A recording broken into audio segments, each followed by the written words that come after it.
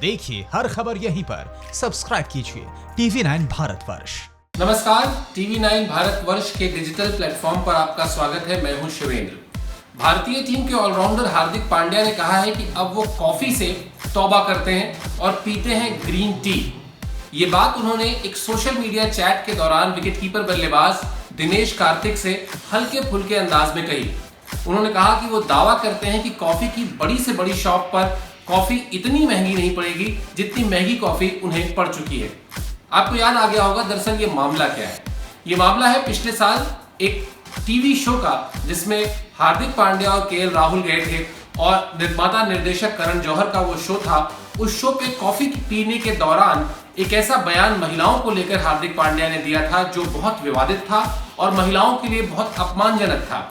उस वक्त तो कॉफी पीने और बातचीत के सिलसिले में ना तो केएल राहुल को यह बात समझ में आई और ना ही हार्दिक पांड्या को, लेकिन इसके बाद सोशल मीडिया में और मीडिया के दूसरे हिस्सों में जब इस बयान पर बवाल शुरू हुआ, तब बातचीत ये हुई कि इन खिलाड़ियों को टीम से बाहर कर देना चाहिए क्योंकि इन्हें महिलाओं की इज्जत नहीं समझ में आती, महिलाओं का इन्होंने अपमान किया है।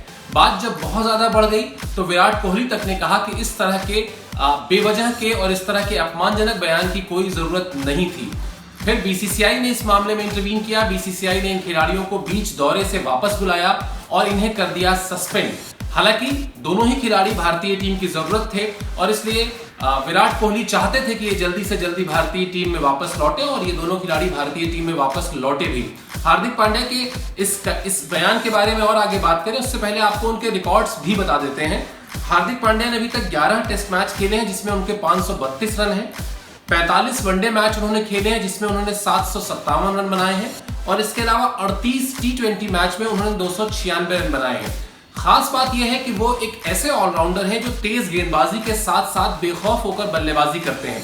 140-45 किलोमीटर प्रति घंटे की रफ्तार से वो गेंदबाजी करते हैं और इसके अलावा एक ताबड़तोड़ बल्लेबाज के तौर पर वो भारतीय टीम में शामिल किए गए हैं।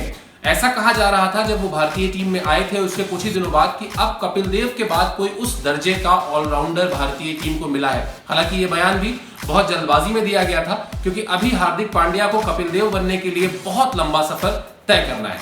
अब वापस लौटते हैं उस बयान पर। उस बयान के बाद स्थिति इतनी गंभीर हो गई थी कि हार्दिक पांड्या कुछ दिनों के लिए अपने घर से बाहर नहीं निकले थे और उन्हें खुद ही समझ में नहीं आ रहा था कि आखिर उन्होंने ये बात जो कही वो उनके मुंह से कैसे निकली या उनकी इस सोच को उन्होंने कैसे जाहिर होने दिया जिसका इतना विरोध हुआ, जिस पर इतना बवाल हुआ। फाइनली अभी दोनों खिलाड़ी यानी केएल राहुल और हार्दिक पांड्या भारतीय टीम का हिस्सा है। हार्दिक पांड्या पिछले साल चोट की वजह से और फिर उसके पहले इस विवाद की वजह से काफी समय तक मैदान से दूर भी रहे थे।